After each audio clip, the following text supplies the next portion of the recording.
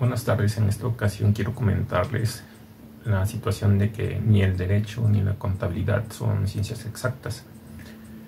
Son ciencias sociales que incorporaron metodología de las ciencias naturales donde sí hay exactitud. En cambio, en contaduría o derecho no podemos esperar esa exactitud y por eso vemos teorías que van y vienen. Para esta ocasión quiero comentarles una situación donde en las normas de información financiera se estableció una teoría y cómo llegó a cambiar esta. El comentario interesante la encontramos y textualmente es: PTU, comentarios recibidos señalan que la PTU es un impuesto. Interesante.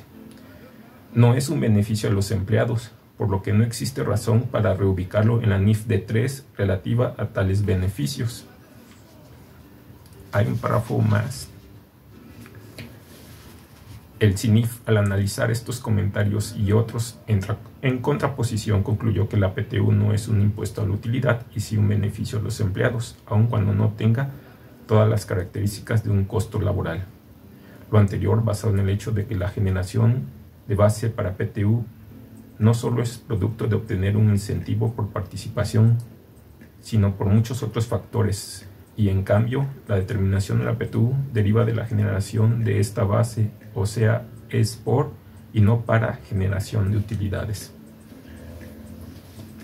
Bueno, qué controversia, ya que si recordamos derecho constitucional y dentro del plan de estudios de las carreras de contaduría y de derecho existe esa materia. Un interesante libro que se recomienda es Derecho Constitucional de Elizur Arteaga Nava, editorial Oxford.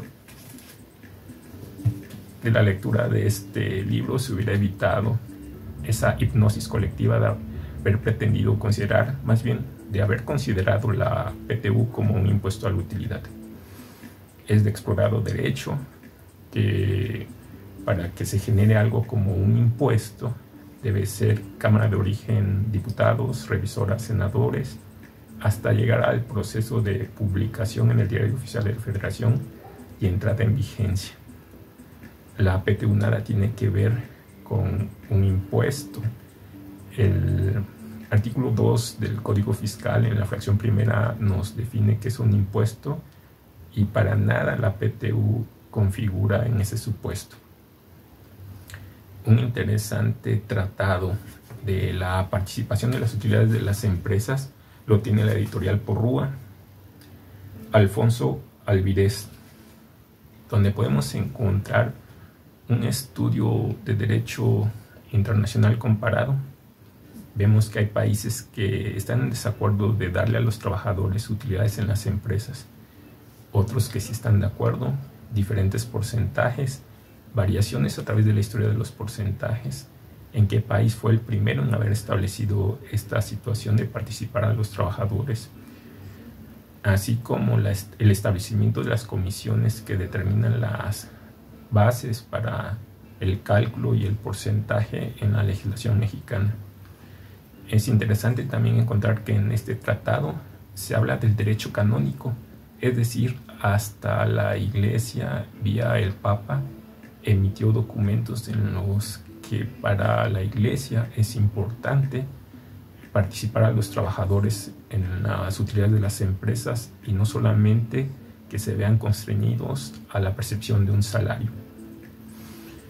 Los elementos de la contribución son, según el Código Fiscal, el sujeto, el objeto, base, tasa, tarifa, y si bien ahí no está citado, doctrinalmente nos hablan de la época de pago. Es raro que se haya considerado la PTU como un impuesto a la utilidad. Parece venir de razonamientos de contadores excelistas, aquellos que viven con el Excel, una hoja de cálculo formulada a la que cualquier cantidad o sustitución de datos y aplicar porcentajes o tarifas dan un resultado, y ese es el mundo fiscal de la entidad para ellos. De otra forma, no se explica por qué hayan concluido que la participación de las utilidades sea un impuesto a la utilidad. ellos hablan de que no es propiamente por la relación laboral, ya que esta no se paga si hay pérdidas, pero eso no es suficiente para considerarlo como un impuesto a la utilidad.